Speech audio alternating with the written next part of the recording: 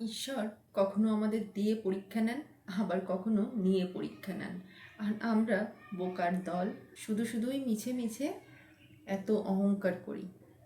কারোর ক্ষমতার অহংকার, কারো টাকার অহংকার, অথচ আমরা ভুলেই যাই আসলে কিছুই আমাদের জন্য না।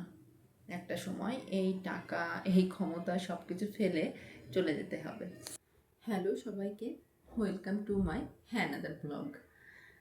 আজকের ব্লগটা অনেক সকাল থেকেই শুরু করেছি। সকালে তো অনেক কাজের চাপ থাকে, দেখা যায় কোনো দিন এত সকালে ব্লগ শুরু করতে পারি না। ভিডিও করার ইচ্ছা থাকে যেদিন, সেদিন দেখা যায় একটু আগেই ওঠার চেষ্টা করি।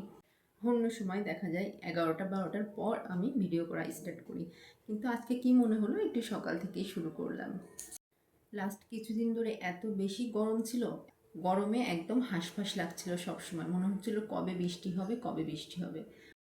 আর এই লাস্ট 2 দিনের এত বেশি ঠান্ডা পড়ে গিয়েছে এই বৃষ্টিতে, মনে হচ্ছে না যে এটা বৈশাখ মাস। আর 2 দিন আগে আমরাই এত গরমে হাঁসফাঁস করেছিলাম।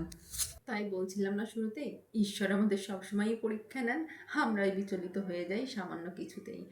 এই যে কয়দিন আগে আমরাই গরমে এত কষ্ট পাচ্ছিলাম, আর দেখছেন হঠাৎ করেই পরিবেশটা কেমন ঠান্ডা হয়ে গেল। আজকের দিনটা একটু আমার ভীষণ তাড়াহুড়োর ভিতর কাটবে, কারণ আমার বিকালে বাসায় কিছু গেস্ট আসার কথা আছে।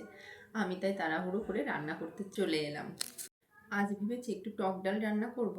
আর বেশ কিছুদিন যাবৎ আমার মাছটা খেতে একদমই ভালো লাগছে না, তাই জন্য ভেবেছি আজকে একটু পনির রান্না করব। বাসায় বানিয়েই রান্না করব পনিরটা, কারণ দোকানের কেনা পনির খেতে না আমি তেমন স্বাদ পাই না।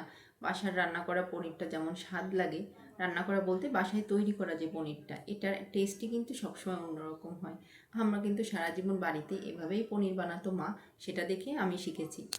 আর বাসায় বানানো পনিরের স্বাদটা দেখবেন দোকানের সাথে একদম আকাশ পাতাল পার্থক্য হয়। আমার বাসায় আমরা 4জন মানুষ, কিন্তু দেখা যায় রান্না করা লাগে 4জনের জন্য 4 রকম। যদিও ছেলে মেয়ে আমরা আজকে 3জনই পনির খাবো, কিন্তু ওর বাবা আবার পনিরটা খায় না, যার কারণে ওর বাবার জন্য আবার আলাদা করে মাছও রান্না করলাম। দুপুরে রান্না বাড়া শেষ করে আগে ছেলে মেয়েকে খাইয়ে ঘুম পাড়িয়ে দেই আমি, তারপরে নিজে খাই। খাওয়া দাওয়া শেষ করে বারান্দায় এলাম, দেখি ওমা আকাশের মুখটা ভীষণ ভার। বুঝলাম আজকে আবার বিকালে বৃষ্টি হবে। আমি আবার রান্নাঘরে ঢুকলাম, কারণ ওই যে বলেছিলাম না সকালে আমার বাসায় কিছু গেস্ট আসার কথা আছে। আসলে আমার অফিসের এক কলিগ আসবে বাসায়, তো ওরা কয়েকজন আসবে, সেজন্য ভাবলাম যে ওদের জন্য একটু হালকা খাবারের ব্যবস্থা করি। গেস্ট এসে তাদের সাথে অনেকক্ষণ ভালো সময় কাটালাম, অনেকক্ষণ গল্পও করলাম। মাঝে একবার লোডশেডিংও হলো জানেন, বাইরে অনেক বিদ্যুৎ চমকাচ্ছিল আর ঝড় বৃষ্টিও শুরু হয়ে গিয়েছিল, তাই জন্যই লোডশেডিংটা হলো। ওনারাও মাত্রই বের হলেন, আমিও একটু বারান্দায় এলাম। আজকের আকাশটা এত সুন্দর ছিল, মনে হলো কোথাও রংধনু হচ্ছে, যদিও আমি আমার এই ব্যালকনি থেকে দেখতে পাইনি সেটা। আজকের দিনটা ভীষণ ভালো কাটলো। খুব ব্যস্ততায় ছিলাম যদিও, তারপরও ভীষণ ভালো কেটেছে দিনটা। তো এই ছিল আমার আজকের একটা সিম্পল ব্লগ। আজকের ভিডিওতে যদি আপনাদের কিছু ভালো লেগে থাকে আমাকে কিন্তু অবশ্যই কমেন্টে জানাবেন। দেখা হবে আপনাদের সবার সাথে নতুন কোনো ভিডিওতে, ততক্ষণ সবাই ভালো থাকবেন। টাটা।